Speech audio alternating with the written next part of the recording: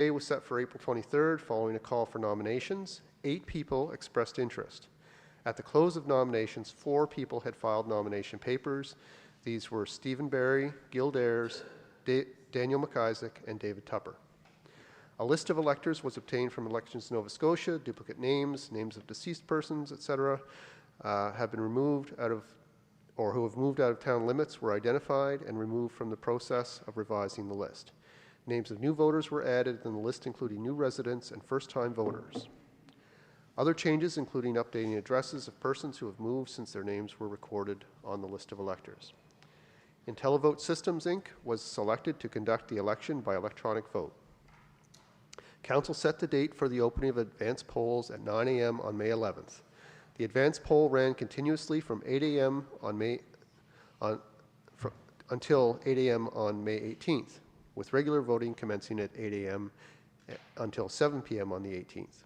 Essentially, a continuous poll operated from the opening of the online poll on May 11th until the end of voting at 7 p.m. on May 18th. By the close of the election, 5,188 eligible electors were named on the list of electors. Of those, 2,297 submitted votes. This represented 44.3% of eligible voters participating. The following preliminary election results were reported after the closing of the poll on May 18th. Stephen Barry, 1,097 votes. Gil Dares, 604 votes. Daniel McIsaac, 266 votes. And David Tupper, 323 votes. There were 7 spoil ballots that were submitted and no candidate chosen. The official count was confirmed yesterday, May 21st. Stephen Barry has been confirmed as the winning candidate. And our returning officer says, I wish to express my appreciation to town staff, Jody Kinney, Deputy Returning Officer, Mike Carter, Auditor, Stephen Goldring, Revising Officer, and Jeremy LeBlanc, Technical Support. These staff members went out of their way to ensure things ran smoothly in the returning office before and during the election, and he says, I'm sincerely grateful for their assistance. Your Worship, I want to publicly thank David Solos for an outstanding job as our returning officer. I think he did a fantastic job. He did. So, Your Worship, if you would like to proceed to swear in the new councillor. Come on out.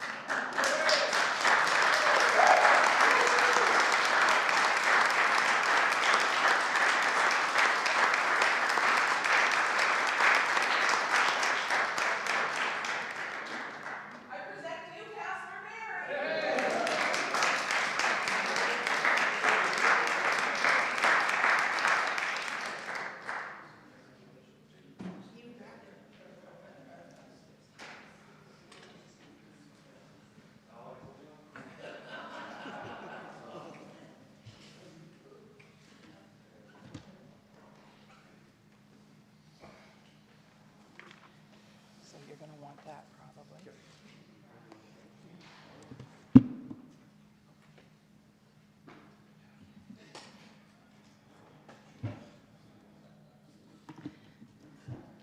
So before we close off the council meeting, I just want to say a big thank you to everybody that came out today. I see, I just call you Nan now. Nan and Mom and Dad and Steve's family, his friends, his co-workers. Sorry. We're thrilled to have him at the table. He's, I'm glad you put your name on that ballot. I'm proud of how you went through that whole process. And we're just really excited. On behalf of council, we are truly excited for what's ahead. There's so much we can learn from each other.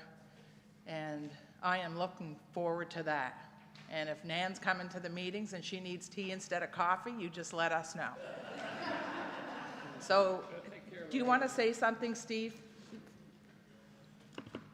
Oh gosh, you know how to work the buttons better than I do. You already had a Councillor Hood. Okay, good. So the first thing I'd like to say is nay, because I told people I'm not scared to say that at times, so I'd like to get that out. Just secondly, thank you everybody who's here and everyone who supported and whatnot. And this has been a great experience, and I'd just like to say I really think the best is yet to come for Yarmouth. So I'm happy to be at the table, look forward to working with everybody, and let's get going. Good stuff. Now, after you speak, you have to, see, he knows already. And Councillor, I'm going to tell him, because, okay, good. Because Councillor Hood still leaves his light on. And that's good, that's good. So thank you. Okay, so motion to adjourn. So moved, Your Worship. Okay. So he just had his first council meeting. And you know what?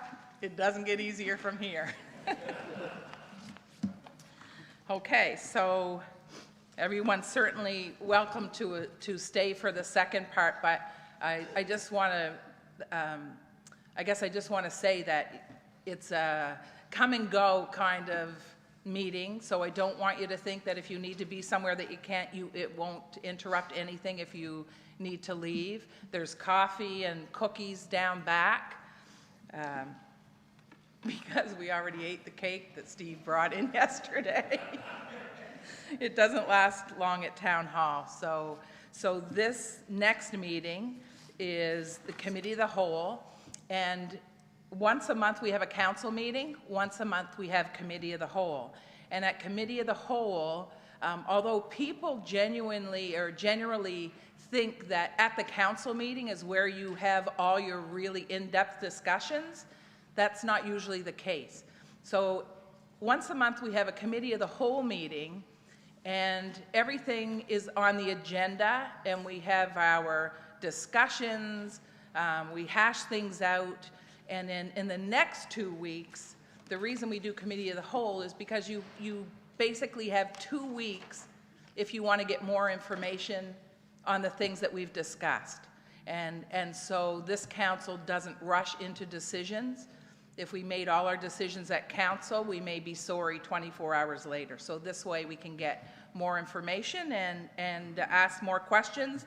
And then at the council meeting, which is publicized, the deputy mayor reads through all of the decisions we made, and it's a much easier process. So I'm going to call this Committee of the Whole meeting to order.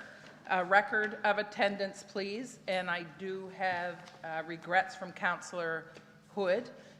And actually, Councillor Barry, he did call last night and asked to pass on his regrets that he couldn't be here this morning for this. Declarations of conflict of interest, anybody? Understanding that if you have a conflict at the time that the item comes up on the agenda, you can say so then. Approval of agenda, additions or deletions. So you said you had a couple additions? Okay. Your Worship, I would like to add airport agreement extension.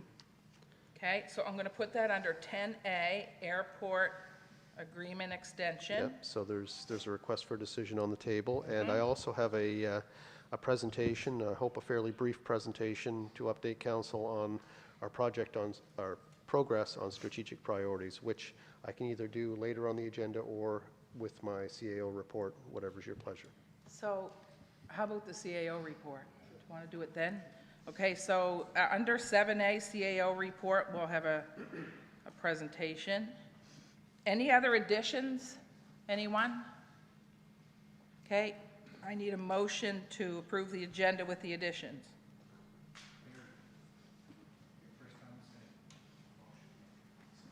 Second. Okay, moved by Councillor Barry, second by Councillor Barry. Two different Barrys. All those in favor? Aye. Contrary? Motion carried. Okay, so we don't have any presentations today. And staff report, so CAO report. So I'll just say this very briefly while he's setting up. All of the agendas are always online, and you'll find the reports online as well. So we all have copies, or they're on our computers. So the CAO will do his presentation.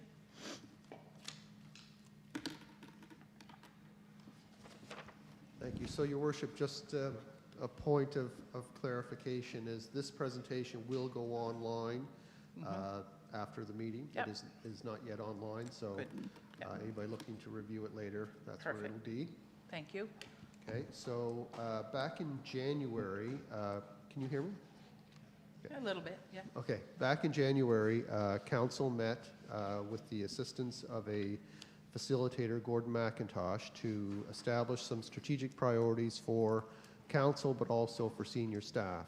And so what I'm planning to do with council on a quarterly basis is to give you an update on where we are with those priorities. And so that's what the purpose is today, and I'll run through hopefully fairly quickly.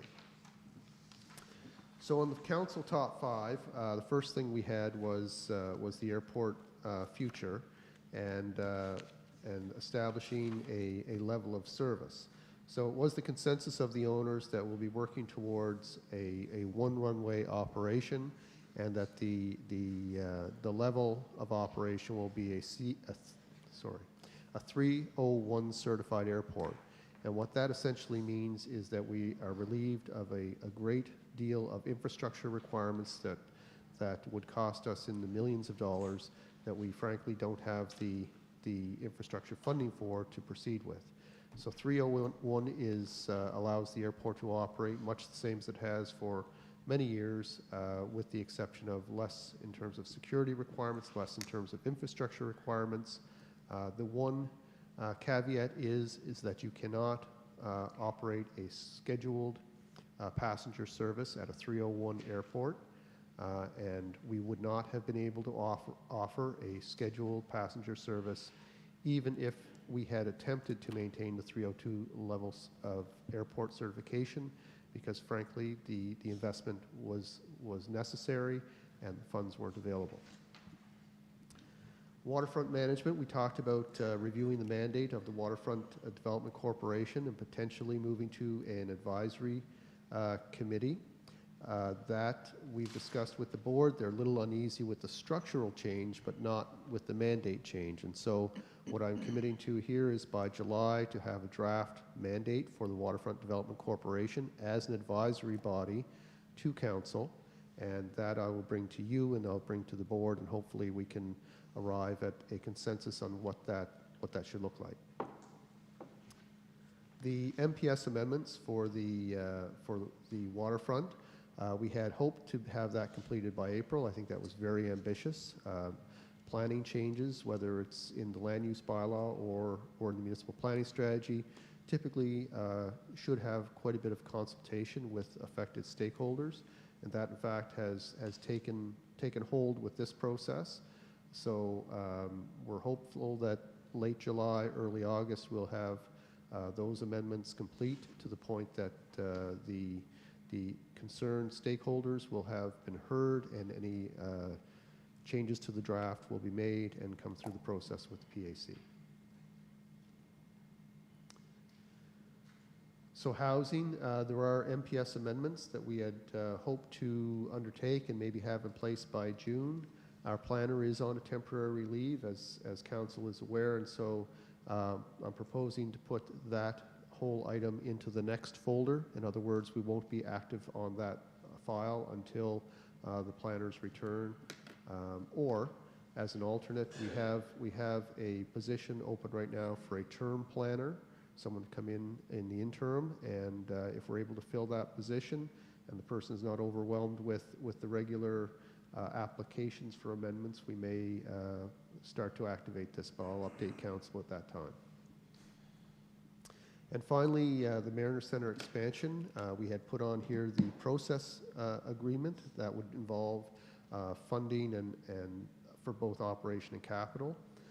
We have pushed that out until September to get the agreement formalized. We are at the table with our neighboring municipalities working on getting the funding application submitted, and we have a deadline set for June, so next month, to have that application ready to go. That, because of the short timeline, has taken priority over the formal agreements. Everyone's at the table understanding the parameters at which we're moving forward, and so when we get to that work, hopefully we're not too far apart. So again, on my list were 3 of the things that I've just discussed for council as your CAO, the airport agreement as well. So the airport agreement is an extension of the current agreement, and I have a request for decision on our agenda later today on that. We're looking for an extension on the 2 months that we were given to complete that work. Fire services agreement, I have put January as a date for that. That is to establish a fire service agreement with the District of Yarmouth, for whom we provide fire services for a large area of the municipality. We do have agreement between myself and the CAO of the municipality of Yarmouth on the framework for that negotiation, which includes specific timelines. And so I'm very hopeful that that January will see a completed agreement.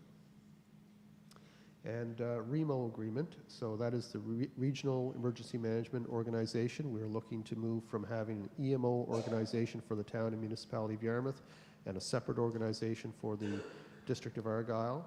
We have met on a few occasions about that. There are a few points at which we disagree. I think our heads are all in the same place, that this is the right thing to do, and it's just a matter of dotting the I's and crossing the T's. So under recreation, Frank Grant has submitted a few things: sustainable active transportation plan, a physical activity plan update, and Milo accessibility project, and 2 of those are for this month.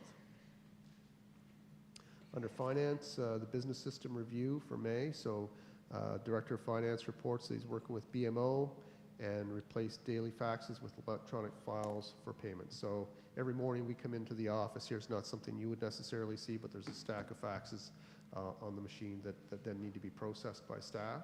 The electronic process makes that more streamlined and efficient. Wastewater treatment. So the water treatment upgrade, we had a timeline for June. That is now August, and the SCADA update for May. So it's possibly 8 weeks before we receive some of the custom electrical equipment that's revised there, or required there. Council may remember a couple of months ago that the SCADA tender was awarded. That is a remote communications with pumping stations and so on. So the operator is able to tell what is going on at various points in our system without actually physically having to be there. So, and we're alerted electronically when something is no longer functioning. Can you remind me what the water treatment upgrade is? Every time you say water treatment, I think 2040. Yeah, no, that's wastewater you're thinking of. That's it. Yeah. And Thank you. I can't tell you specifically, unfortunately, off the top of my head, that's okay. what element that specifically was that Rob was working on there, but I can get that information for you. So under economic development, and if I can't answer your questions here, Natalie is present. So the downtown facade program, the zone, so that has been pushed into May. The 1920 program is pending town budget approval, which we've just done, and zone extension announcement, I believe, is yet to occur. Downtown streetscape scope for May, so the project scope is completed. The ACO funding application is pending approval, and I think we're feeling reasonably good about that.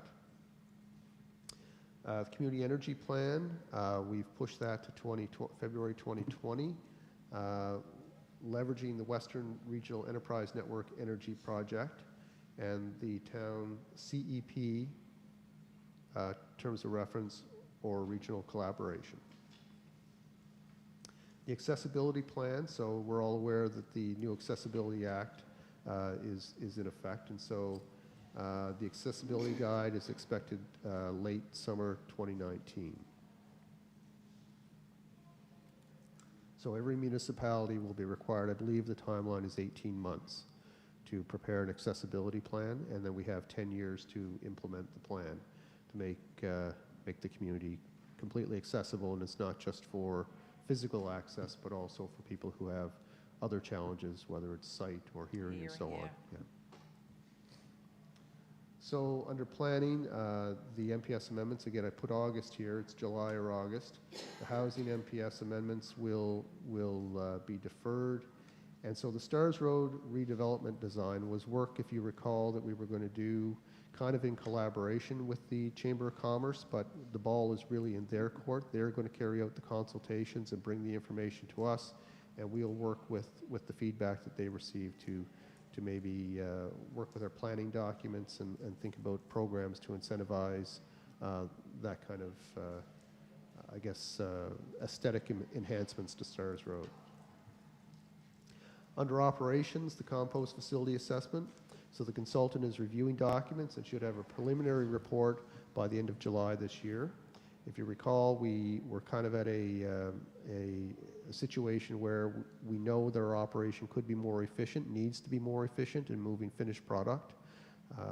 We have thousands of tons of material that we would like to make available to the public, but we have issues at the end of the process with screening, and part of that is the result of the way the material holds water and the effectiveness of screening in that state. So consultants are reviewing that entire operation and making recommendations to us. Salt management plan, draft version is complete, and so salt is considered a toxic substance, and you'll notice sometimes along highways that you'll notice signs that say no salting for this section. We want to minimize the amount of salt that we use and put out in the environment, and so we have draft version complete on a salt management plan. Water service audit, so this has started as a paper exercise. We have documents that date back decades, if not longer, on the water services to each property in town. We've completed the review of those service cards, and so now we have to do some confirmation in the field, and it will take approximately a year to complete that work. So under fire, the dispatch transition, the chief has completed all the changes to the station, communication equipment, and response processes have been done with the exception of building emergency access. And so that's, it says, see the third bullet, so let's jump there. That's about to be rolled out to the public, on track for June completion. Cannabis policy, this is something that, to remind council, our fire department is a composite department, involves both paid career firefighters as well as volunteers. Chief has completed a cannabis policy. Well, the current drug policy will be used. It is a drug, and so we have guidelines in our policy around obviously working under the influence of any drug. Do we have one of those? Do we, meaning council? I mean the town in general. Yes. Okay. not specific to cannabis, again, but generally a policy on working under the influence of drugs of any kind. Fire, so breathing apparatus replacement, so this is new to John's list. As you noticed, the 3 previous items were completed. So the breathing apparatus replacement phase 1, there's money in the budget for that, and that will roll in July. And the air cleaning system, so the air cleaning system is intended to extract exhaust from the truck bay when vehicles are started and then roll out or roll back into the building. System to remove the exhaust and to make the air in the workplace clean. So I believe we're going back to tender on that. A previous effort.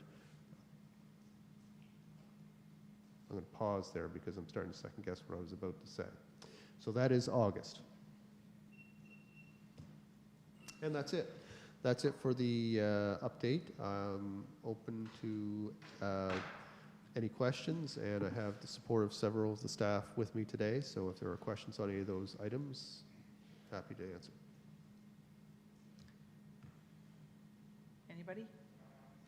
Good? Okay. Go ahead. I guess I'd like to know about the fire hall development upstairs. Is that? Right, so the fire hall, the upstairs work, the town engineer is managing the upgrades that are necessary there in the washroom area. And I'm sure I saw something this week where he had met with the design consultants on that and was working on their plans. So that will be going to tender later this year. And I don't have a timeline for you in terms of when that would be, but let me get back to you on that. Okay. Good. Deputy? And Jeff, just remind us again, the extension of the facade improvement district, where we're going with that. I'll let Natalie update you on that. Okay. Good?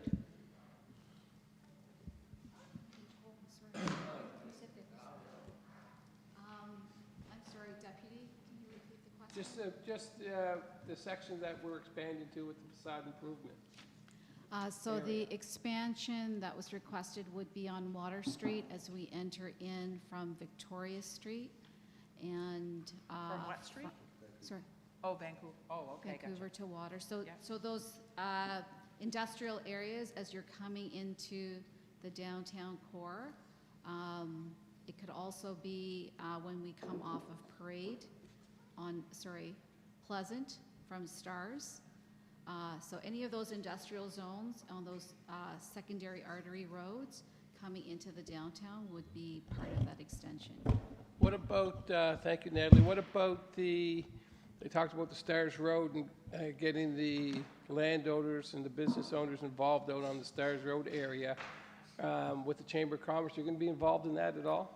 Yes. As a facilitator, as a resource person? I did get an update from the Chamber Executive Director this week. So he's putting together a really open-ended survey, bunch of questions, and he will be directing that survey to the property owners on Stars Road. And then I'll supplement and redirect for any of those that he didn't have on his list. So I hope that he'll get the feedback and be able to compile and present it back to Council for June. And I was at the Canadian Tire store yesterday and I had a chance to talk to Darcy DeSutter, and the first day that the people were on site for their major expansion out there, they were out going between the Canadian Tire building and the highway, looking at the site. So I think the contract just got awarded last month. And I don't think even Darcy knows who has a contract because that's awarded to, they have their own separate corporation for the store structure. So he was quite excited to see those guys on site yesterday. Good stuff. Good. Thanks, Natalie. Okay. All right. We're good? Okay. Fire Department report.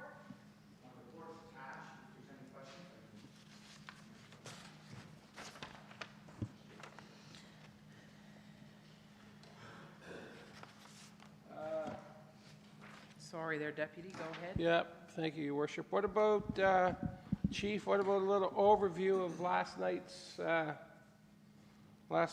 How did everything go on the operational side? There was nothing reported to me that was a problem with operations. I did hear through just rumor that there was problems with water, but that wasn't the pressure or anything like that. What that was the actual supply way that we got the water. So in other words, the amount of hose we had to use and the distances and stuff like this. Yeah, but other than that, there was no. As far as I know, no. That hasn't been actually reported. Matter of fact, nothing has been reported to me officially. So. Good. Any questions for the chief? Good. Thank you, chief. Okay, operational services.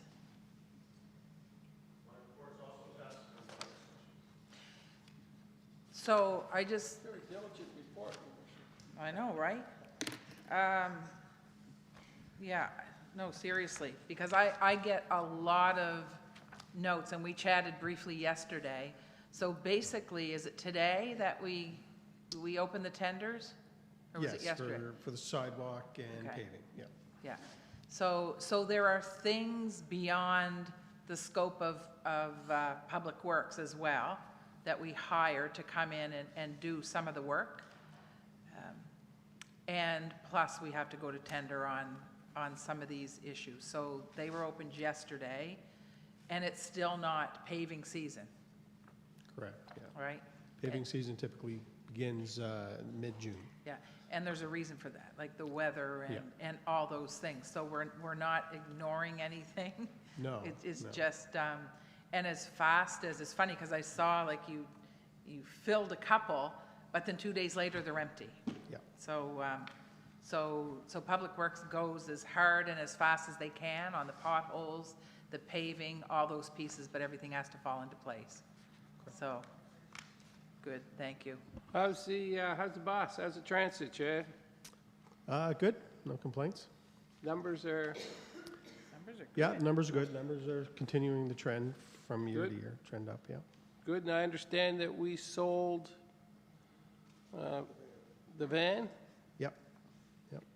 Plus, the other thing, what's the story on the other bus? How's that? We've got that, the first bus. Yeah, That's good. we purposely keep the other bus in circulation. We operate it every Friday, I believe.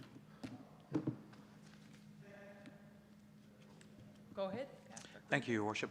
Just wondering about the painting of crosswalks, that kind of thing. Everything fades out, it seems, from year to year. When is that going to happen? Is that a weather-related thing as well? It is weather-related, and we typically do a lot of the painting in the evenings. Uh-huh. So once the ambient temperature in the evenings is above 5 degrees, we'll do that. Probably Excellent. mid-June, late June. Okay, Yeah. thank you. Good. Anything else for Chad? Good. We'll let you go fill some potholes. Yeah, go to the Ferry Road. Planning Department. And we can, our planner is out, but if there are any questions, is who's available?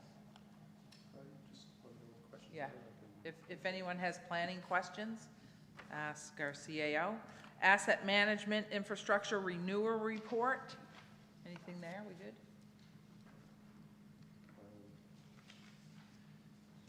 Go ahead. Yeah, I just wanted to point out that there's a large number of projects and initiatives on the engineer's report. We've tried to streamline it, and so each one of those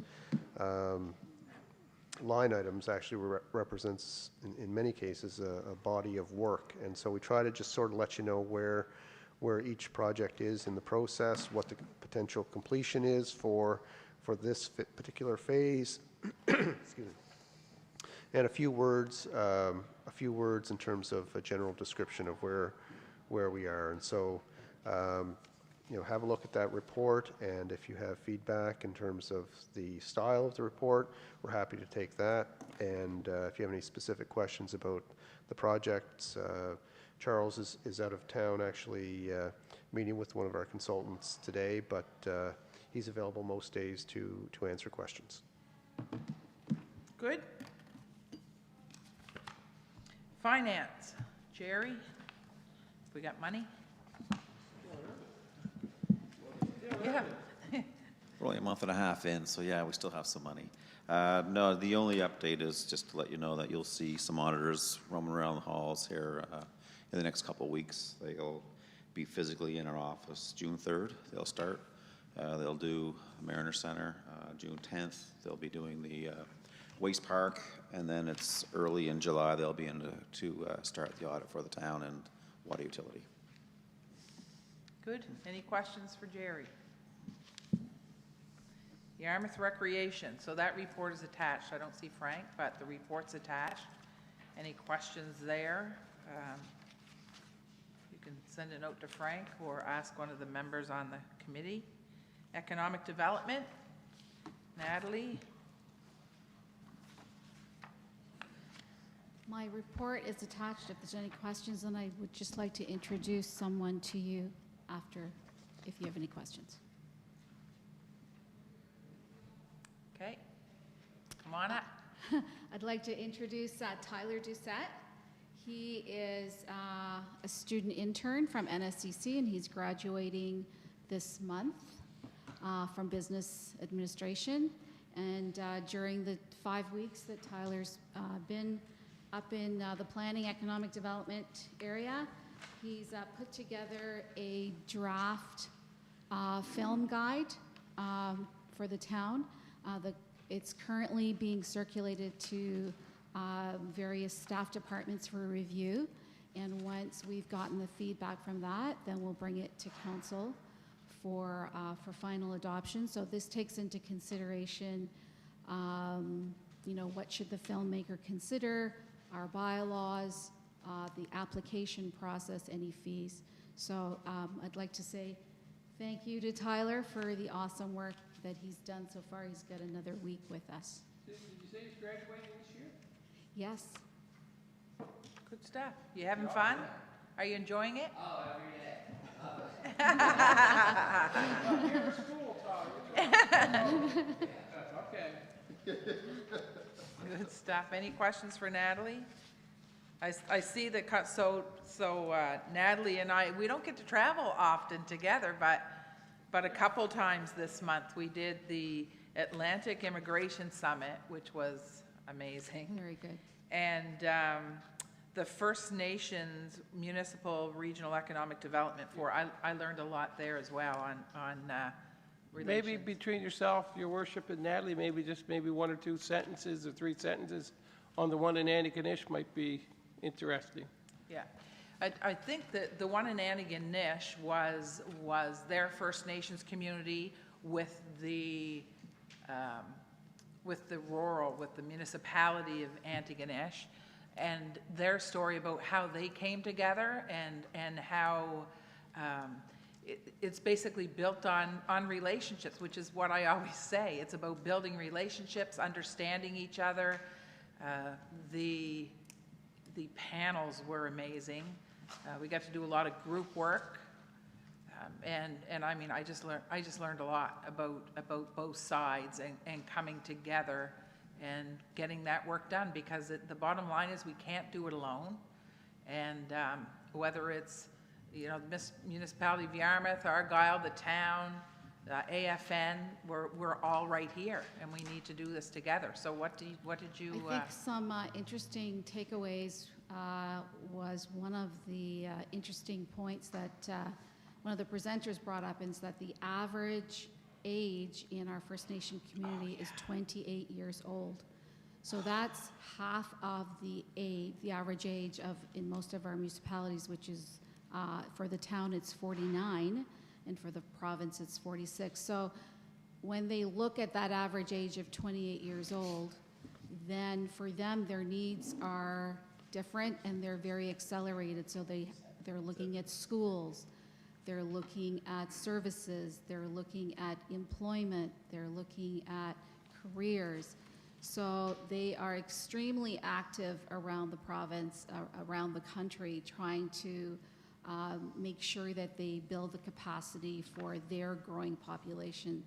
I think the other thing that was mentioned at the at the forum was that You know, they have developed, and I think it's CDNE, Community Economic Development for the Indigenous Community, CDNI, and I put a link in my staff report. They've developed a really comprehensive toolkit that any community could use to help foster and build relationship with our First Nations community, and I would hope that we would have the opportunity to review that and try to build on that. So at the table, the best takeaway was we had representation from our Acadia First Band, Rochelle, and you know, we're going to meet for coffee and try to build that relationship, as I know that you guys are working at the council level and at the COA level. So it was an excellent opportunity all around to be there. The Atlantic Immigration Summit, I hosted a panel, and Frank Anderson was on that panel. I have to say this, you'll probably second this, but he was a star in that day. What Riverside is doing surpasses just about anything that's being done with regard to getting people to work. They are thinking about doing a daycare in Clare because their people can't find daycare for their children. They provide great benefits.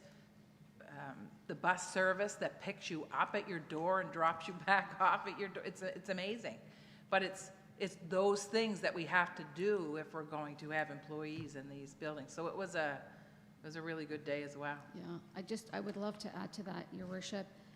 In the staff report, there was a handout that was provided at the session, and it's just some indicators that came out in 2018 with regards to Nova Scotia's immigration story. So we're headed in the right direction with regards to newcomer attraction, specifically looking at professionals in the medical field and in other fields where they can add value to some of our economic sectors.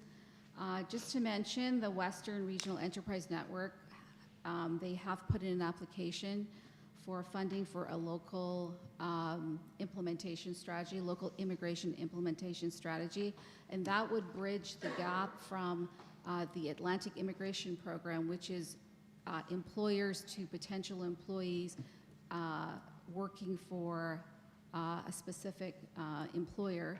So that's part of that whole how do we do attraction. We also have iSands, which helps to navigate new entrants, but what we're missing is that local piece. How do we retain them in our community? And so there are some great models out there and communities as small as us and even smaller that have been successful in working together to make sure that we retain our employees, and Cape Breton I can cite as one.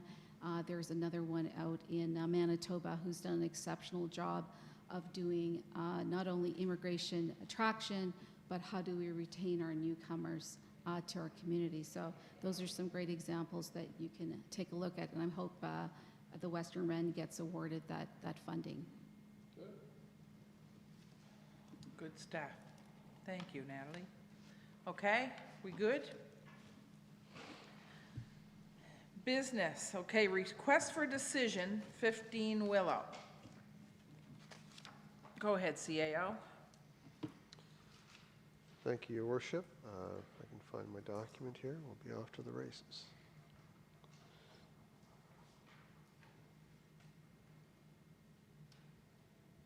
Okay, to bump it up so I can read it.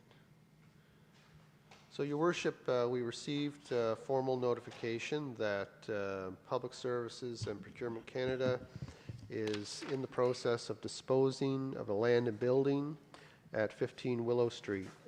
The property is deemed surplus or excess to their needs, and just for your information, we're talking about the post office building. So the federal government is in a process of divesting it. They first simultaneously reach out to other federal agencies. They reach out to any province of Nova Scotia departments or agencies, and they reach out to municipal units where the property is located. And they're wanting to know if there's any interest in acquiring the building at its appraised value. And so we know the building is fairly big. We don't know a lot about it, except there's been a lot of work done to it over the years. It is located in an important part of our town, very centrally located. But based on their timeline of hearing back from us in early June, and based on the fact that we don't have an identified need for that building, it is recommended that Council respond to Public Services and Procurement Canada indicating that we are not interested in acquiring the property at 15 Willow Street at its appraised value at this time. So that, Your Worship, doesn't close the door once this, expect this will become publicly known and discussed. If there was some interest or some idea that emerged that caused us to change our mind, if there is no interest at the federal or provincial level, and we've indicated no interest, they would then go to market the building to the private sector, and we could engage in that process. There is no advantage for us to jump ahead now, except that we would ensure we're not competing with the private sector for it, but we can always jump in later. They're looking to sell it at an appraised value, and maybe when they go to the market, they might find that the market will support that appraisal, whatever it is, or that the market is different. Good. Okay. Go ahead, Councillor Cleveland. Thank you, Your Worship. Don't you love it when the government decides they want to start dumping their buildings? Reason I wanted to say anything is because just to prevent panic in the streets, perhaps. The idea that the post office is just a rental for that particular building. You have to think of the post office as a crown corporation that rents the bottom part of that to the main government. So we want to make sure that the people of the town aren't running around saying that the government's selling off the post office, because that's not exactly the case. And I just wanted to make that clear before we further on from here. But as far as interest in the building, no, I can't see us having any need for that, or the storage from up above, or the office space, or anything like that. Especially at appraised value. Like, what? That just took me. Your Worship, I'll make a motion. Hang on there. Councillor McLeod. Sorry, Deputy. Sure, okay. Well, I'll make a motion that we support Jeff's recommendation that we're not interested in the post office building at this date. The other comment in my little investigation too, I'm not sure how well known it is, but there is an underground oil tank in the basement of that building. So I just wanted to say that out loud. It makes the building even less attractive. I spent a couple of decades in that building. Yeah, that's right. Yeah. I'll tell you all the secrets. You good, Deputy? Yeah. Okay. So it's been moved and seconded. Is there any more discussion on this? We're all good? Question's been called. All those in favor? Aye. All those in favor? Okay, good. Contrary? Motion carried. That was easy. Dangerous or unsightly premises policy revised. Sorry about this, but I can't help myself. No, that's fine. This is work that was ongoing within the administration, and I'm just bringing it to light here to update, to suggest to you that we update our dangerous and unsightly premises policy. So our policy previously was a very brief statement that said that the authority to administer was delegated to the CAO or delegate, and that we would administer the provisions of the Act. This goes a bit further in terms of laying out the detail, and there is a specific provision in here that I want to draw your attention to, because it is one perhaps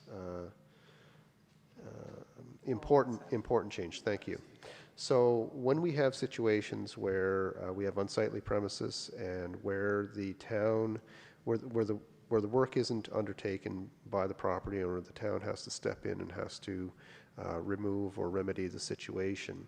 It's suggested in here, and we do have the authority to allocate any costs that we incur, the taxpayers' costs, against the property as a lien, just like taxes, and they become due just like taxes. So what I'm suggesting in here is that any cost incurred by the town of Yarmouth to remedy a property that is dangerous or unsightly, together with an administrative fee of $150 per repeat occurrence, shall become a lien on the property. So what's new about that is we're not only going to put the cost that we incur for the private contractor to come in and do the work, but on a repeat offense, on somebody who is repeatedly allowing their property to deteriorate to the point that could be affecting their neighbor's property values, is that we will charge $150 for the administrative costs of dealing with that property, and that will also become a lien on the property. So that's a step further than just simply putting the contractor's costs on the property, which has been our practice in the past. So Jeff, that's an individual numbered property, right? So if somebody had 3 or 4 or 5 or 6 apartment buildings and they were cited under 2 or 3 different addresses, that would be under, if it was 55 Main Street, it'd be under 55 Main Street, not under Right. 47 Porter Right. Street or whatever it is, right? Right. So that'd be, okay, the numbered property itself. Yeah. Right. Okay. Go ahead. I don't have a lot else to say, except that most of the policy follows the way that we've essentially been administering. There is a report there, and I believe that the planning development report has already been in practice, but this would make it as part of the policy itself. Okay, so, So, Your Worship, if I may. yes. So the process for this is that this is more or less a heads up. Policy requires 7 days notice before the council meeting at which it would be adopted. So you now have the draft policy. It's available to you. It will show up on the June council meeting. If you have any questions between now and then, we can attempt to address them. If you wish to not see it show up on the June agenda, you could make that motion here, and we would forget the whole idea or amend it. And otherwise, it'll show up on your June agenda where you can approve it, you can amend it, or you can refer it back to staff. Go ahead. Our legal counsel has looked at this. Yes, he has. Make a motion, we accept the recommendation, Your Worship. So, thank you. So I'm going to ask you this. I may as well just say it, because I went into the CAO's office in a rage. Oh, you never say you. We have staff hired that goes out and finds dangerous and unsightly, especially this time of year, unsightly. In my humble opinion, he is being sent out to the same properties over and over and over. And it is so simple to say, well, the town's going to clean it up anyway. And it happens on a frequent basis. So my number was $1,000. And the CAO talked me down off of that cliff. Okay. Because after you've been asked a couple times, after it's been posted on your property to just simply look after your property because it affects your neighbors. And anyway, I was sort of advised that maybe if it got to a court of law, it wouldn't make its way through. So yeah, it would have to be reasonable Yeah. in the circumstances. Yeah. And if it's not, then it's really a fine or a penalty, Yeah. and then you have to go through the Yeah. procedure, Yeah. a summary offense So- ticket or something. So for an right actual now, penalty. if somebody has, we don't do the spring cleanup, we don't do the fall cleanup. Once a month, you can put or you can put it out with your garbage anytime? Is that how it works? Oh, sorry, Jim, wait a second, go ahead. So depending on the item that you're referring to, we have specific days on our collection calendar, our monthly collection calendar, where we pick up specific waste. And the collection calendar is available on our website. And if you have any questions about a specific item that you have and how you can dispose of it, Some items we don't pick up at curbside and never did during the spring and fall cleanup. But what we attempted to do in the changes in eliminating those twice-a-year cleanups was find a way in our regular collection or on a monthly basis to collect those items in a special collection. So we don't have items sitting out at the curb for 3 weeks because somebody got ambitious on a sunny Saturday and decided to put all of their stuff on the curb, and it's 3 weeks ahead of the fall or spring cleanup. So we've got a situation where for the most part, we don't see things sitting out at the curb for extended periods of time. The town looks a lot neater in the spring and fall when the cleanup otherwise would have occurred. So if you have bulky items, metal items, wood items, branches, all that stuff, there's a place on the collection calendar where we pick that up. Okay. Go ahead, Jim. We have a new app, which is outstanding, and it's, so as, just to echo Jeff's comments, we have the best collection, garbage collection, et cetera, in the province, from my point of view. It's a shame. There's always going to be areas, neighborhoods, or in there that struggle to have the discipline to dispose of their garbage appropriately. So, no, and just we're just going to put this on the agenda for June. It wasn't a motion. Yeah, Was there a motion? Okay, I'll second Phil's motion. Okay. But no, we have an outstanding system, and the boys do a good job, period. Yeah. Thank you, staff, and thank you, Jeff. Good? Hang on there. Go ahead. I have actually a question. You mentioned about the idea that this $150 technically it's an administrative fee, and you had mentioned that anything more than that, it becomes some kind of a fine. Do we have the capacity to fine people? And how does that exactly work? If we fine people, can't really collect. It's like anything else. You fine people, they just don't pay the fine. Okay. However, when it goes on your taxes, All right. there's So a it's difference. You can collect that. right. CAO's gonna, good question, Wade. Yeah, so I asked the the same mayor was getting to it. I wouldn't go as far as say we can't collect fines, but it is a more cumbersome process. In this case, what we're saying is we're incurring costs, administrative costs, using up staff time to basically look after somebody's property for them by arranging a contractor and so on, and inspecting their property. And so the administrative fee has to be reasonably correlated with the actual cost of doing that work. And so the $150 isn't the $1,000 that our worship was looking for, but it is a reasonable amount, and it will be collected either through the payment of their taxes or through tax sale. So it puts a bit of a whip on the back, whereas a fine would go to a court, and we take our chances, and the collection of it is a whole different process. Good, okay. Question's been called. All those in favor? Aye. Contrary? Motion carried. Thank you. Committee appointments. Okay. Now we can have some fun now. Yeah, we're gonna have some fun. Before we get any further, we've got a list of committees and boards, and I feel completely offended at the fact that YASTA isn't there. So, you know what? There was only half of this yesterday. Right on. And then I just kept adding and adding. So is there anything else right now before we get to this? Are there any other committees? I think I just sent you and Phil the note to. Anything else anybody can think of that's not on there? Thanks, Wade, for that. And some of them we may not even do anymore. Okay, so here's the okay, bylaw review is no longer.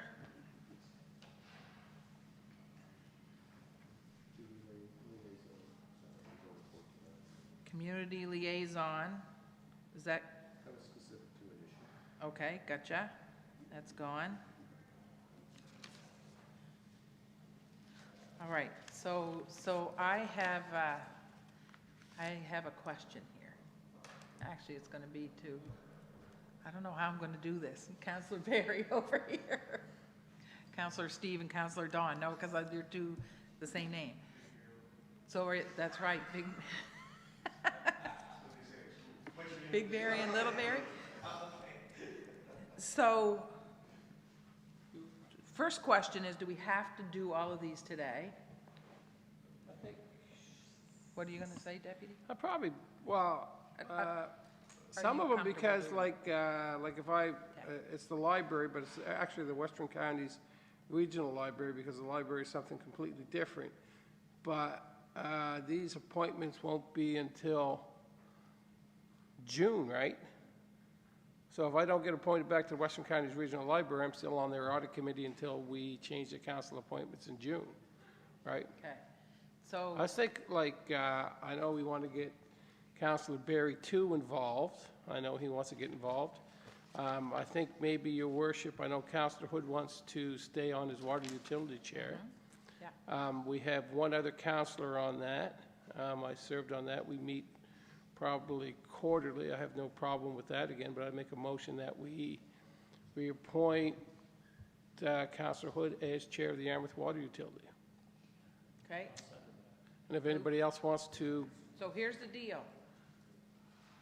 Go ahead, if anybody else. and if anybody else wants to sit on that committee, I have no problem going back on the water utility. I've been there since, I mean, not the water, but the The Lake audit. Shore Advisory. Okay, Lake George Advisory Committee I'm on. Okay, let's add that. So it'd be under water utility, but it's also, I Lake think we get George appointed Advisory. on the Okay. water utility. So I'll make a motion that we appoint Councillor Hood as the chair of the water utility.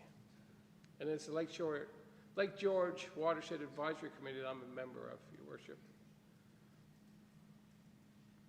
Okay. All right. And I have no problem with that one again. All right. So we're gonna do a motion to make Councillor Hood the chair of the Yarmouth Water Utility. Yes. Moved, seconded. Any discussion? All those in favor? Aye. Contrary? Motion carried. Deputy Mayor is asking to be on the Lake George Advisory. Yeah. Sorry there, Deputy. I'm on that already. I have no problem Okay, with that again. all right. Anybody so here's what we'll do to get through it quickly. If anybody has anything contrary or you want to put your name on those two, just say so, okay? Just shout her out. So motion to, we need to appoint you again? Let's do it. Yeah. Okay, point for Lake George Advisory, Deputy Mayor. Okay, moved and seconded. All those in favor? Aye. Contrary? Motion carried. Those guys want to get a good view of you, man. Look up in the window. Telling you, you got fans everywhere. Okay, let's start at the top. Communities in Bloom. Yes, fine. I'll stay on it.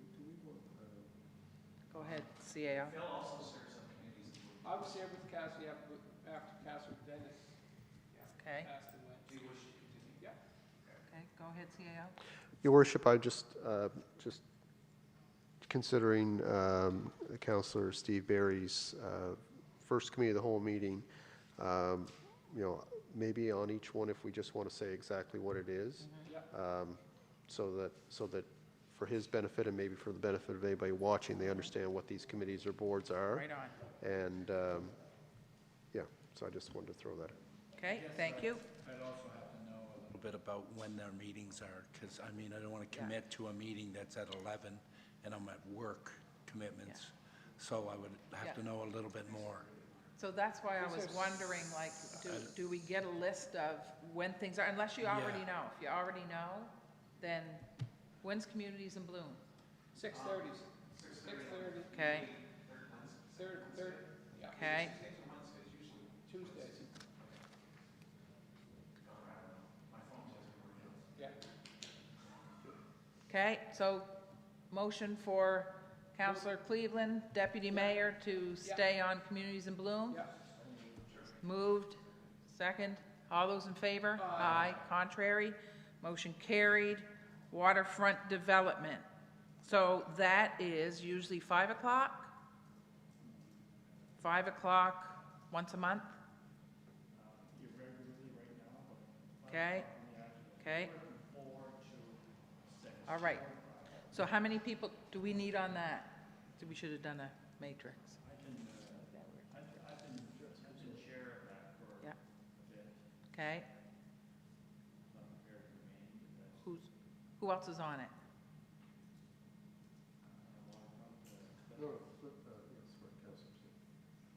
Okay, so Cliff's on it and you're on it? Is anybody else interested in Waterfront? I think Councilor Dennis was on it, and I was on it.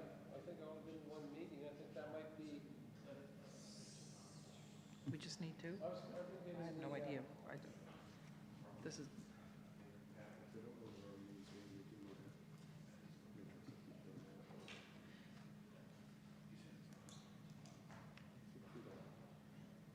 let me just ask this. Do you want, because my first question was to Councillor Barry, are you okay to do this today? Because it's a lot to take in. We need the times. Would we like staff to do up a matrix that says, this is who's on it, this is who we need, this is the time and day that it's on, and maybe just a line or two about, this is what it's about, right? It would make it easier because we, you know, yeah. Go ahead. Your worship, we can do that if you want to commit to meeting earlier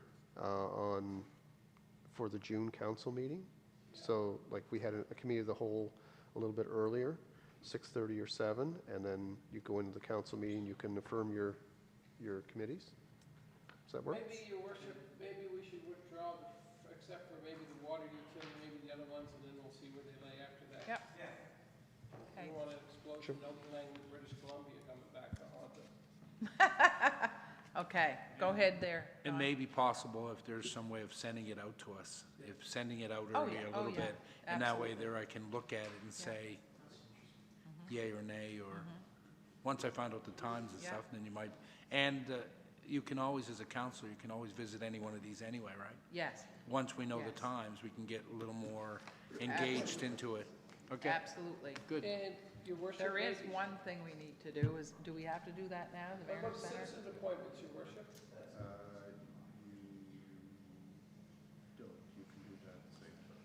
Do you want to do the Mariners Center citizen appointment set, because we need to switch one out? Do you want to do that in June too? Is there going to be a meeting with the Mayor Center Board between now and then? There's a meeting tonight. Maybe we'll let it go tonight, and then we'll do the next one. Okay, You're going to ratify it for June meeting anyway. Yeah, yeah, okay. yeah, you're right, that's right. Do you need your light on? Sorry. No, no, I'm good. All right, so we good on these? One other question. Yes, sir. Between he and I, actually, we have the same question. Mariner Center expansion is listed here. Yeah, That's the committee of 9 anyway. yeah, it That's is. not us. So we'll take that off the list. I just. Will there be a point? Everything we were serving. Will there be a point, or will it always be the committee of 9? No, there won't be a point.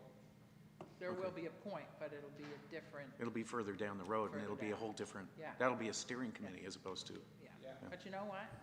You can come sit in the room. I thought we weren't allowed. Well, no. It's There was another member who told us we weren't welcome. It's transparent, just open to the people that Yeah. are on the committee. Yeah, transparent as long as you don't come. So, yeah, you can come sit in the room. We've had a couple counselors sit from Argyle, and, yeah, you need to know what's going on, right? Okay, so we're going to leave the committees, committee appointments. Staff will get something out, and, And maybe the citizens' appointments on there too, Your Worship? yes, let me make sure citizens' appointments are on there. That's right, we still have citizens' appointments that we need to do. Yeah, yeah. So we were just saying, for example, the Mariner Center Board, we need to take one away and add you, if it's you, right? So we'll do that in June as well, but there is a Mariner Center meeting tonight. That's right. Yeah, if you want to, you can go, we just can't vote. Okay? All right, update airport negotiations. What's that? So, Your Worship, the CAOs were given 60 days to craft an update to our airport agreement, and we have met on a couple of occasions to attempt to do just that. It is a time-consuming process. There's lots to consider given the changes that I spoke to a little bit earlier around the airport and other opportunities that were revolving around the airport. So I've circulated on your desk a request for decision that my colleague from Argyle was gracious enough to prepare for the 3 CAOs to all present to our councils. And what we're looking for is a 2-month extension to the deadline we have to get that agreement together. We see that we'll be able to do that. We've talked about a meeting schedule that we will adhere to, and with the extra 60 days, we're confident that we can bring forward an agreement, if not complete, near complete. There may be some work that you as councils will have to do when we get the 3 municipalities together. So that would be our intent, is to develop a draft agreement to get the 3 councils together in one room. If there are any outstanding items, to have you guys weigh in on those items and perhaps actually negotiate the final few meters to the finish line. So we're hoping we can get it done and just have a clean recommendation, but we've also discussed that possibility. So, Your Worship, we're asking for a 60-day extension, which would, the implication is that we would continue to fund the airport during that 60 days. As would be expected, operations have to continue. And so I'd ask for your endorsement of that recommendation. Okay. On the question, start date and end date for the 60 days, starting today, starting when? Go ahead. So, Your Worship, the 60 days would have expired June 1st, and so the 60 days would commence. The new 60 days would commence on June 1st. So essentially, the end of July, we're giving ourselves to complete this. Good. Any more questions? Been moved and seconded. All those in favor? Aye. Contrary? Motion carried. Correspondence for action. Okay, additions. Oh, we already did that. Airport agreement extension. All right, and that's it, really. YMCA? For what? I don't have that. I saw it on there, Do you? Give us something. way down the back, I think. Mine must be old. Oh, yeah, no, I You didn't ever have say that on YMCA mine. in your gold rush? Okay, No. so library Macho Man or grant, just I don't YMCA? have that. In the Navy?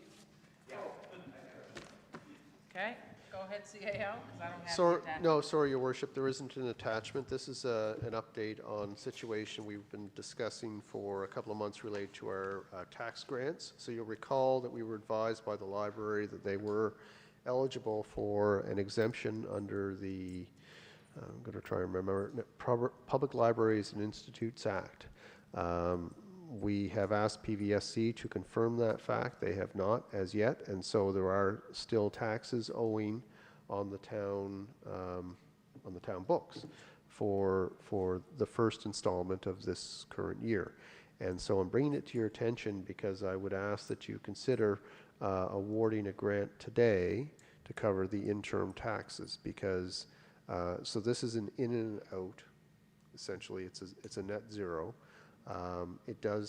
It will circulate through their books and as well as ours, but what it will do is it will eliminate the possibility that as of June 1st, that account begins to attract interest. And so if we deal with it now, nobody has to worry about interest, and we'd be exempting by this motion 60% of their taxes, regardless of whether or not they later have that exemption through PVSC affirmed. And Jerry's calculated that all in, right? So we're all there. Well, it's a net zero, so it actually doesn't affect the bottom line. Second. Moved and seconded. Discussion? Question. Questions called? All those in favor? Aye. Contrary? Motion carried. Do we have anything in camera? Did we discuss the what? Okay? Was that just for information? The YMCA? YMCA?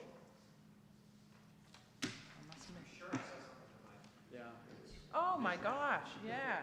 Okay, so, Skipper, you need that? Thank you.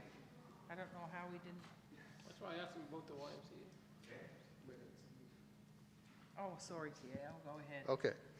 So, Your Worship, back a couple of months ago in April, we had a request from the YMCA to consider funding level based on their anticipated need, which has increased quite significantly. They recently ran a deficit of about $70,000 beyond their municipal funding, and they weren't anticipating things getting much better for the next few years. And so they requested in a letter to the 3 municipal units a total of $150,000 to $200,000 in annual funding. The town has funded the YMCA for almost the past 10 years at a level of $54,000 per year, which represents over 50% of the total municipal grants that they have received. So a fair and equitable arrangement with the YMCA would have the municipal units sharing funding on a formula, such as one based on population, uniform assessment, and equal shares. Such formula would have the town contribute about 28% of the total. So assuming a $200,000 need, $56,000 would represent a fair and equitable share coming from the town. It is not significantly different from what the town has been funding for many years. And so in respect to their request, I'd recommend to you that you increase the funding level for the YMCA to $56,000 through this fiscal year, representing an equitable share of the high end of their municipal request for financial support. Second. Moved and seconded. You want the Hang on a second. question? I'm reading you like a book. Yeah. Okay? Oh, sorry. Yeah, Go ahead. like, yeah, it says, I think the requesting a combined amount. Like, so basically, if we're going up from 54 to 56,000, that's like so nominal in the amount of money that they need, unless they have other support from the District of Yarmouth and the District of Argyle. Like, I don't think that, I won't support the motion unless there's actual movement on the other side. Like, the $2,000 is almost like kicking the... But that's because we're funding our, But then there's other things. I've known myself and the CAO have had numerous discussions on the value of the YMCA on Main Street. I know that has an intrinsic value to some of the shops downtown and the amount of people that use the facility and frequent the stores on Main Street. So I know that has a value. But unless the other 2 units do something significant, I see the $2,000 as being, unless you want to just do it, I almost call it a tokenism that we're doing our 28% and we're frozen at that number. But I can't see, unless the other 2 municipal units do something significant, that $2,000 is going to make much difference, because it will a little bit. But the other thing is, and they talk about separate funds being allocated, like, I don't know, people think that we got separate money hiding somewhere else, that we do other money with different things, like separate funds, because we have the grants and that's where the money comes from, right? We have so I don't know. I probably won't be supporting the motion the way it's written, but I can have my mind changed, no problem. okay? Go ahead, Councillor Cleveland. Well, I guess that's the thing that I was kind of, the smoke was coming out of my ears. I'll support the motion as far as it goes because an extra $2,000 is okay. And I understand what you're saying when it comes to the fact that, we need to, if we're going to do this as a partnership, we need to do it as a partnership. But when it comes right down to it, it's time to really sit down and talk about what the hell we're doing with the YMCA, if you'll pardon what I just said. You'll get in trouble for it again, Wade. Yeah, let's get in trouble again. The YMCA is valuable where it is. It definitely is. There's no question about it. But we need to work out an equity. I know that in speaking with the management board or members of the management board, they're up in arms because they believe that things are happening with the Mariner Center expansion that are out of their hands. I just believe this whole thing needs to be addressed straight on, and we need to stop kind of bouncing around. We need to talk to the why. We need to figure out what's going on with the why. Is it staying? Is it moving to the Mariner Center? How is it being funded?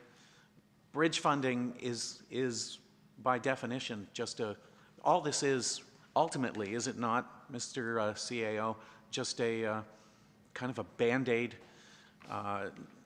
pointing towards many, many more problems that they're dealing with financially and otherwise.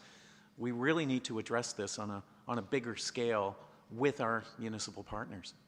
Because just approving the 56 is fine as far as it goes, but what are our municipal partners doing?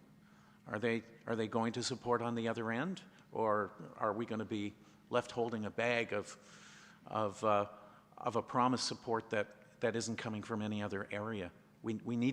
This needs to be addressed. It needs to be settled, as opposed to just simmering underneath the surface. Thank you. Councillor, or CAO. Thank you. So there's a lot there. So let me try and respond to some of it. And so the YMCA has, in discussions I've had and meetings that we've had, they're pretty strapped, and they're looking towards a new facility, perhaps at Mariner Center as being the future. The difficulty with that future is, of course, there's no money yet to say that is actually going to happen.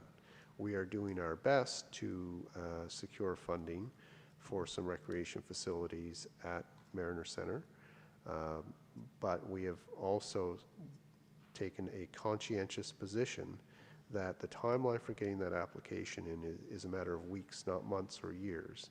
We get the application in, and we do our best to see if we can secure funding, and then we know if we receive funding or otherwise, we know what we're talking about. We're talking about X million of dollars to build some sort of facility to meet needs in the community. It may not be enough to be everything that the YMCA envisions or anybody else might envision. And so we've taken the position of not getting into a big debate about who's in, what are they doing, how does it work, unless we know there's actually money. Because otherwise we're arguing over dust, something that a dream.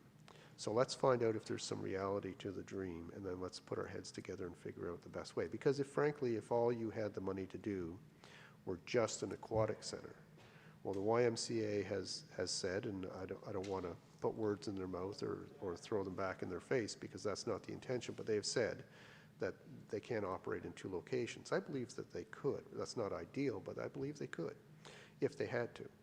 So if we only had the money to do the aquatic center, then that would have to be kind of the part of the conversation. But we don't know yet. If there was money to do more components, then they could say, well, you know what? That does just about everything we need. Then we have another issue with our downtown and the impact of the YMCA to our downtown. So to that end, the reason that we use, so that's kind of why we're not getting too deep into those discussions, because we really don't know that we have something to really spend our time working out the details. If we don't have money coming for new facilities, then we have a community issue with the YMCA, and we really need to put our heads together on that. The reality is that you're probably, well, you are definitely years away some years away from a new facility in any case. So if we value what they do to the community, then we need to support them.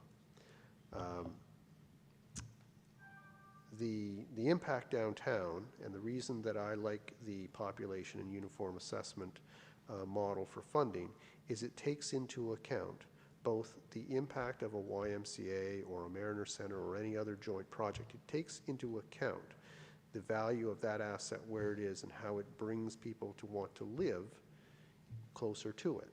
So that's the population piece. The uniform assessment piece picks up the increase or any effect on your tax base. So if businesses downtown do better because there's a YMCA there, and there has been for, what, 150 years, that would be incorporated in the assessment because it's incorporated in their business day to day and how successful they can be. And how successful you can be running a business at a location determines the value of that property to a large extent in terms of a rental or what have you. So that is all factored into a population and uniform assessment model, which is why I like it particularly. I draw your attention to one of the documents that the YMCA presented or provided to us in their request, and it is I think it's the 6th page from the back. It's a couple of graphs that show their membership numbers. And so of their 1,357 members during the month of February 2019, 39.3% of those people reported that they lived in town. So 60%, 60.7% of the people who are members of the YMCA come from the other municipalities. So while we have been funding, I've got the number right here, 62.5% of the municipal contribution to the YMCA, less than 40% of the members are actually from town. We are, as you know, only 26% of the population of the county in the town, so it's not surprising that our number would be a little bit higher than that. Because of proximity comes ease of access, but it's not surprising to me that we're certainly less than 50% in terms of the membership. So if we as a region value the fact that there's the only aquatic facility in Yarmouth County that families can access, and a set of recreation facilities there, and they have policy that if you can't pay, they will help you out, that all has value. At the end of the day, 1,357 of our 26,000 county population. It is a portion of the indoor recreation infrastructure. It's a portion of the quality of life that we have here, so it is certainly worthy of some investment. But what I'm suggesting to you in this recommendation is, when you look at this in terms of what should the share of the town of Yarmouth be, I think that, and that's all that we can decide. In the absence of an intermunicipal agreement, that is all we can decide. Now, you can do more, you can do less, you can wait to hear from others. I have had informal discussions with my colleagues around what their councils are intending to do. I know what their intentions are. I don't know for certain. I know for certain in the case of the District of Yarmouth, they have not made a decision, but that's imminent. I know what Argyll is at least intending to do, if they have not already confirmed, which they may have done yesterday. I don't know. But the answer is that in the absence of an intermunicipal agreement, everyone is free to make their own independent decision. And so this is what I'm recommending to you. But again, you're the deciders. You have the ability to make any decision that you feel is appropriate. But this is just what we've been doing, except for the extra 2,000. It's what we've been doing. It doesn't touch the 150 to 200. It's not extra towards that operational deficit. It's just, yeah. Okay. Go ahead, Wade. Okay. I have a lot of things. I'm not feeling absolutely the best, so I feel like it's time for me to get some stuff off my chest. Do so respectfully. And I shall do that respectfully. And I mean it most respectfully, because there's two sides of a story. And since it's funny, I've been thinking a lot about being a new councillor because we have a new councillor, and I'm pretty new myself. I mean, I've only been here for a couple of years, and it's a very difficult position that we find ourselves stuck into when it is so easy for people to say, well, let's support the Y because it's valuable and needs to be supported. But at the same time, you have to weigh the fact that there's only so much of a tax base we have out there, and we only have so much money. We came out of a budget process that went fairly well. We held the line. We have all of $3,000 in surplus. I mean, we don't have an infinite amount of money to help support anything outside of, I guess is the best way to put it. We were working very hard when it comes to different dreams that we have, when it comes to the Mariner Center, when it comes to the expansion. We believe, I know that in my heart, I believe that the YMCA is extremely valuable.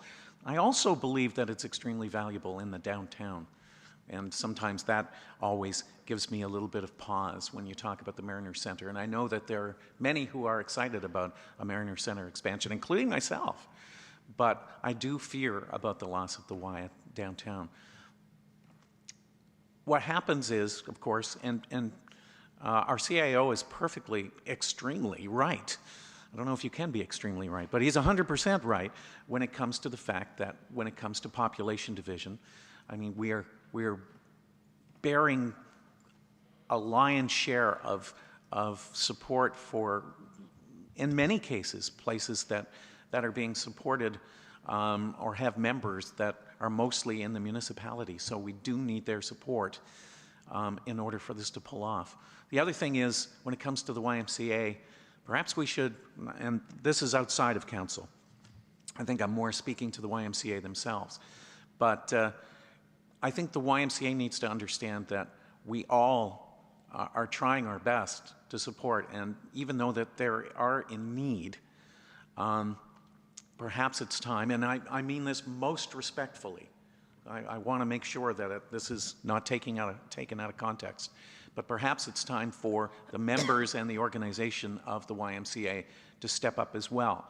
And what I mean by that, before somebody jumps up and down and says, you know, do it yourself, when it comes to things like the Hospital Foundation, who raises money, you know, who put money together for very valuable reasoning that no one else can afford to do. I mean, I'm part of the Hospital Foundation, you know, raising money with radiothons and with hospital galas and that kind of thing. Perhaps the Y needs to look at more aggressive fundraising as well. And I know that I'm not trying to leave them or hang them out to dry, but something needs to change here. And so I will be supporting this, but with all those caveats, I needed to get that off my chest. Thank you. Well said. Councillor McLeod? Certainly, Councillor Wade is up to date and current on his thoughts and words. I really want Jeff to succeed with our two sister municipalities when it comes to the sharing of the cost of the request based on the parameters that he's presented on several different occasions. And I'm a member of the board. I've been part of the Y for 150 years almost, and it's an important part of our fabric in our community, which includes the three municipalities. So I'm hoping that that our two sister municipalities. I missed that part of what you said, Jeff, in that area. Have they discussed this that you're aware of, and where are they? I really want them to step up, because the town has been, as you said, for 10 years supporting it. It's a line item in our budget that Jerry presents to us every year, and so I hope that they're considering an increase at least to the 150,000 level, which I hope wouldn't change our request or our commitment. Jeff. Go ahead. Yeah, just to reiterate what I tried to say is that I have some level of awareness of what they are going to do. or expecting to do, but I don't know for certain if what I was told has been decided or if it is still recommended in both cases. So in one case, for sure, I know they have not made a decision. In the other case, I'm not sure if it is a decision or if it's still a recommendation. So I don't feel comfortable speaking, speaking their business publicly. Yeah. I appreciate that. So I'm prepared in all the discussion to make a motion based on Jeff's recommendation. I think it's already been moved. Moved and seconded. So it's not changing anything for us. 2,000. Hang on now. Yeah, a couple grand, but, oh, sorry. Did you want to ask a question before, No, I was Jeff? going to make a comment, Yeah, go ahead. but the only thing I was thinking, Jeff, this might be one of those ones out of the norm that we want to go on uniform assessment and population that you said we're about 40% of the town, about 40% of the memberships from the town of Yarmouth? Yeah. And we consider this a valuable asset to our downtown. I would probably vote against the 2,000, but increase us to the amount that would get us to the 40%. This is and when we go to the Mariner Center, then we go, because that building is going to be based on population, then go on the population, because taking that entity off of Main Street is not good for downtown Yarmouth. But while it's there, we have to support it. So I've got no problem voting against the 2,000, but supporting the money to get it to the 40%. I have no problem with that. And that's one of those things, Jeff, that you say. Don't say you didn't, because I was in the office when you did. We talked about it. Talked about other things about the value of it for the town of Yarmouth, right? So there is a value for downtown Yarmouth. There is, but, can I just interject? Yeah, The people that work downtown don't just live in Yarmouth, that's right. right? So it's a value for everybody. I Yep. think just because we build our downtown doesn't mean it's just good for us. Those jobs are created for the entire region. I think when you see, your worship, you're 100% right.